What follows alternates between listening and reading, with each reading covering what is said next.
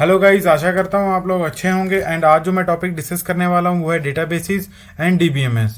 Databases क्या होते हैं, ये आए क्यों दुनिया में, डीबीएमएस क्या होता है, ये इसकी डेफिनेशन क्या है, ये करता क्या है, इसकी एडवांटेजेस क्या हैं, इसके करेक्टरिस्टिक्स क्या हैं एंड इसकी डिसएडवांटेजेस क्या हैं, ये सारी चीज़ें मैं इस वीडियो के अंदर कवर करने वाला हूँ। तो वीडियो को अच्छे से सुन लें एंड समझ लें ये होते क्या हैं। बेसिकली अब डेटाबेसिस जो हैं हमारे, वो क्या करते हैं, रिकॉर्ड को सेव करते हैं। अब मैं कुछ टाइम पहले की बात करता हूँ जब कंप्यूटर वाली चीज़ नहीं थी, कंप्यूटर थे ही नहीं। तो पहले डेटा कैसे मैनेज होता था, पहले क्या करते थे, जो अब मैं एक एग्जांपल लेता हूँ बैंक की। पहले बैंक क्या करता था, एक बड़ी सारी कॉपी लेता था एंड उसके अंदर हम एंट्रीज करते थे। अब मान लो मैं XYZ हूँ, मेरे पास 1,000 रुपया है और मैं बैंक में वो जमा करवाने चला गया। वो क्या करेगा, अपनी बुक सी निकालेगा, उसके अंदर मेरी एंट्री 1,000 रुपये के नाम पे लिख देगा। ठीक है, ये तो समझ में आता है। अब मैं 6 महीने बाद फिर चला गया एंड मेरे को वो 1,000 में से 500 निकलवाना है। ठीक है, तो वो क्या करेगा, 6 महीने पहले की जो बुक थी, अब हो सकता है वो भर गई हो, बैंक ज़्यादा चलता तो वो भर गई, तो क्या होगा, XYZ को ढूंढने में टाइम तो लगेगा। हो सकता है 1 दिन भी लग जाए, हो सकता है 2 दिन भी लग जाए। तो वो इतना टाइम कंज्यूम हो रहा था कॉपी में से रिकॉर्ड को ढूंढना, पहली प्रॉब्लम। अब दूसरी प्रॉब्लम क्या थी कि इसको अपडेट भी करना है। 6 महीने बाद की जो बुक है उसके अंदर मैं लिखूंगा भी हाँ जी, इसका 500 तो निकल गया है, 500 जो है पेंडिंग में है। अब फिर से मैं साल बाद जाऊंगा, फिर वही प्रोसेस होगा, मेरे को वेट करना पड़ेगा। तो ये कॉपी वाला जो सिस्टम था, ये बहुत मुश्किल था हैंडल करना। ठीक है, तो इसीलिए डेटाबेसिस को आए, डेटाबेसिस हैं जो वो आए। अब डेटाबेसिस के अंदर क्या है कि जो डेटा है वो हम अच्छे से रख सकते हैं। अच्छे से रखने का क्या मतलब कि एज कंपेयर टू कॉपी, ये यहाँ पे ज़्यादा अच्छे से मैनेज होते हैं। लाइक क्या, अब ये बता दिया मैंने कि डेटाबेसिस आए क्यों। ठीक है गाइस, अभी मैं बात करता हूँ डीबीएमएस के रिगार्डिंग, ताकि आप लोग ये समझ सकें कि डेटाबेसिस के अंदर डेटा कैसे रखा जाता है, कैसे उसको अपडेट किया जाता है, कैसे उसको रिट्रीव किया, कौन उसका मैनेजर है, कौन कैसे क्या करता है। जो डीबीएमएस है उसकी जो फुल फॉर्म है वो क्या है, डाटाबेस मैनेजमेंट सिस्टम।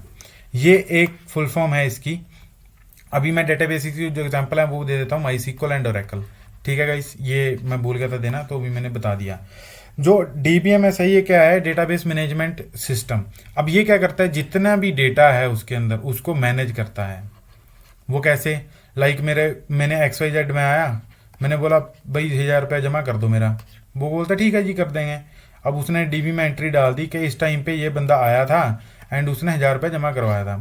ठीक है, इतनी बात समझ में आती है। अब इसको अगर मैं साल बाद भी आऊँ तो वो क्या करेगा, XYZ डाल के एक सर्च करेगा एंड उसको समझ आ जाएगा कि 1,000 रुपया इस बंदे के नाम पे जमा है। तो मेरे को कितना टाइम लगा, बड़ी मुश्किल से 5 मिनट में, हद मैक्स टू मैक्स लगा लेता हूँ, 5 मिनट लगे जी।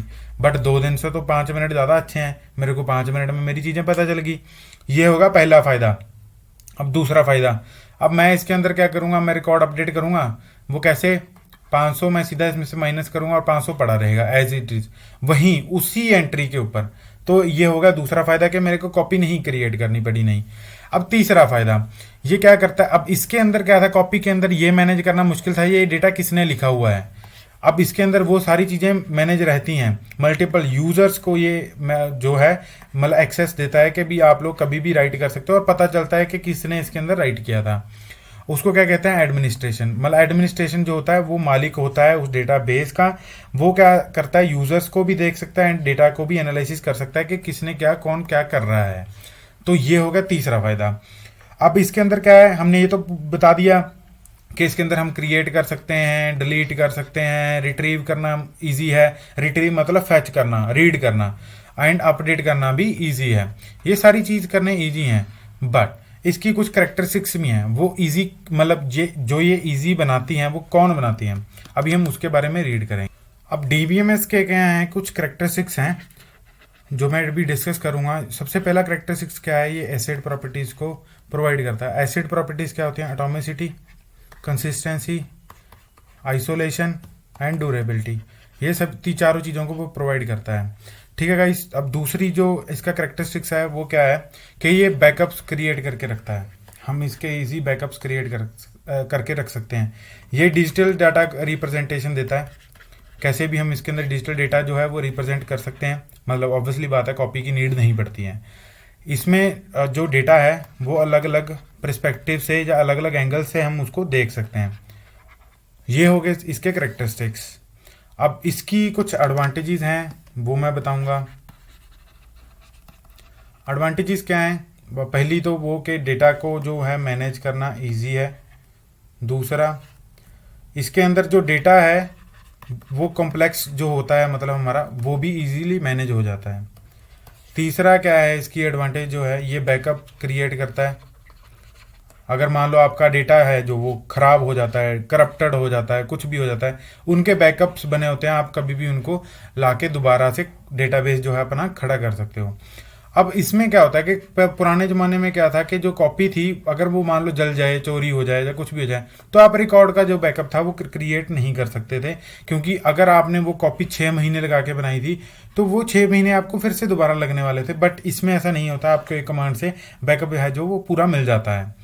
चौथा जो है, इसको आप इजीली कैरी कर सकते हो, कहीं भी ले जा सकते हो, इसका कोई वो नहीं है कि भी कहीं लोड पड़ेगा या कुछ और। ठीक है गाइस, ये थे इसके एडवांटेजेस। अब डिसएडवांटेजेस डिस्कस कर लेते हैं। डिसएडवांटेजेस पहला क्या है इसका? अब इसके एडवांटेजेस हैं, ऑब्वियसली बात है, इसके डिसएडवांटेजेस भी होंगे। पहला डिसएडवांटेज है प्राइस, दूसरा है मशीनरी। अब प्राइस कैसे? अब मान लो प्राइस ऐसे कि जो मेरा डीबी है वो कहीं क्लाउड पे डिप्लॉयड है, AWS पे डिप्लॉयड है, ठीक है। अब वो जो है वहाँ पे कुछ ना कुछ एक अमाउंट, एक्स अमाउंट जो है वो जनरेट कर रहा होगा मेरे डेटाबेस को मैनेज करने के लिए। अब जो ये एक्स अमाउंट है ये मेरे को भरनी ही पड़ेगी। अब ये सदाबहार की अमाउंट होगी, मतलब कि हर महीने मेरे को ये भरना पड़ेगा, तो ये मेरा प्राइस जो है वो कॉस्ट करता है। मशीनरी क्या, अब मेरा मान लो कॉम्प्लेक्स डेटा है, बहुत कॉम्प्लेक्स डेटा है, तो उसके लिए मेरे को मल्टीपल इंस्टांसेस खरीदने पड़ेंगे, तो ये उसके लिए मेरे को कॉस्ट, दोबारा फिर वही बात, कॉस्ट लगेगी, मशीनरी बढ़ेगी मेरी, तो उसकी भी मेरे को कॉस्ट पे करनी पड़ेगी। देन उसके बाद आता है कि कॉम्प्लेक्सिटी। अब मान लो कि मेरे जो प्रोडक्ट है या सॉफ्टवेयर है बहुत कॉम्प्लेक्स हो चुका है, उसके अंदर रिलेशंस ही बहुत ज़्यादा हैं। अब ये क्या हो गया कि भी जो मेरा डेटा है वो कॉम्प्लेक्स हो गया, अब मैं किसी को हैंड ओवर भी करूंगा तो बोलेगा ये बहुत कॉम्प्लेक्स चीज़ है, ये मेरे से मैनेज करनी मुश्किल है, तो ये भी इसका एक डिसएडवांटेज है। तो गाइज ये है डिसएडवांटेजेस, एडवांटेजेस हो गए, करेक्टरिस्टिक्स हो गए, डीबीएमएस क्या होता है ये भी हो गया, एंड डेटाबेसेस क्यों आए थे, क्या काम था उनका, ये भी हो गया है। आशा करता हूँ आप लोगों को ये वीडियो अच्छा लगा होगा। अगर अच्छा लगा है तो लाइक करें, कमेंट करें, अगर कोई डाउट है तो भी कमेंट करें, चैनल को सब्सक्राइब करें, अपना प्यार ऐसे ही बांटते रहें। Thank you for watching guys.